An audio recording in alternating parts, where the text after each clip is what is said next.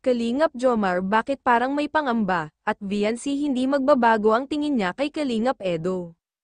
Bago natin pag-usapan ito mga Kalingap, ay isang magandang araw po sa ating lahat, at pakiusap ay sana po ay hindi nyo makalimutan ang mag-like at subscribe.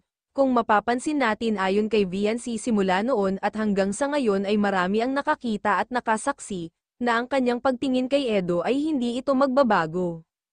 Kahit ano man ang sabihin ng iba ay nananatili pa rin silang matatag, at isa pa ay hindi naging hadlang para sa kanila ang edad mga Kalingap, lalo na ngayon ay si Edo kung mapapansin natin ay nagpapakalbo na rin siya.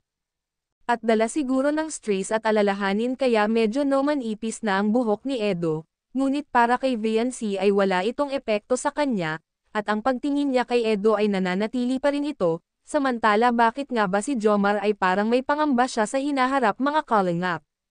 Bagamat ayon sa kanya, ay isa sa nagpapasaya sa kanya ay si Carla, ang Team Kalingap, at ang mabigyan siya ng pagkakataon na maging kasapi ng Team Kalingap, kaya unti-unti na niyang nakakamit ang kanyang mga pangarap mga Kalingap, subalit ay maski siya ay aminado na mayroon din siyang pangamba. At narito ang sinabi mismo ni Jomar. Sa sarili mo bro, I mean yung dating ginagawa mo is nalilimitan na lang din, so may kapalit yung somehow na success. Hindi ko naman sinasabi bro successful ako masyado, hindi naman bro, kasi actually bro wala para yung ako bro personal bro, masasabi ko wala pa akong stable jobs or stable income na pwedeng mag-provide sa akin bro hanggang habang buhay. So yun bro, I mean inano ko din naman, nire-review ko din naman sa sarili ko, diba? If ever sa akin bro, maganda pa naman ang ano ng channel, nakapagbahay pa tayo, pero what if dumating yung time na hindi na natin kaya, hindi na rin natin kaya makapagpabahay, at the same time yung para sa atin hindi na rin kaya i-provide yung mga needs natin. So kailangan as early as now gumagawa ka bro ng paraan, paunti-unti.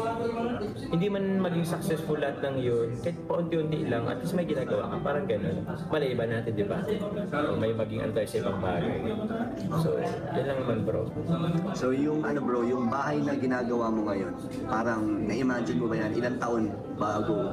Parang years ago nangangarap ka lang. Ngayon, ayan na, ginagawa mo na. Actually bro, hindi ko naman inimagine bro na magkakabahay ako eh. Kasi like at the age of late 20, hindi po wala pa naman akong ano eh. Wala akong plano.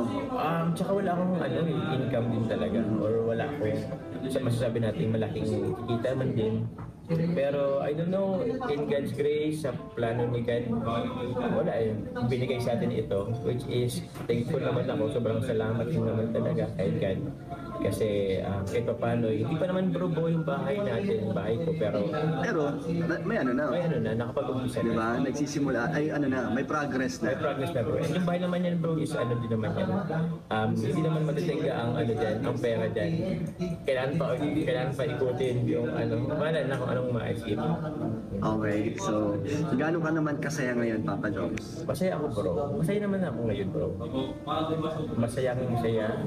Somehow contented ba? In some way, somehow contented sa ibang paraan. Okay. Pero yun, masaya naman. Sa ngayon, wala naman masyadong iniisip. Inisip ko lang yung, siguro, alam ba bro yung tipong, ayaw mo na lang isipin masyado yung future. Kasi kakaisip mo nun ng malayo pa, may baka stress mabaliw ka, may stress ka.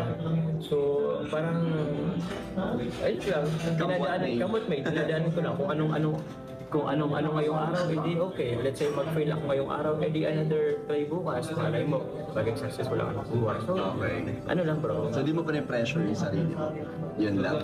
Somehow bro, dumating din ako time na parang napipressure din naman ako. Pero sabi ko, kung napipressure kasi ako bro, parang napipressure ako kakaisip sa future, hindi ko na na-enjoy yung present. Diba?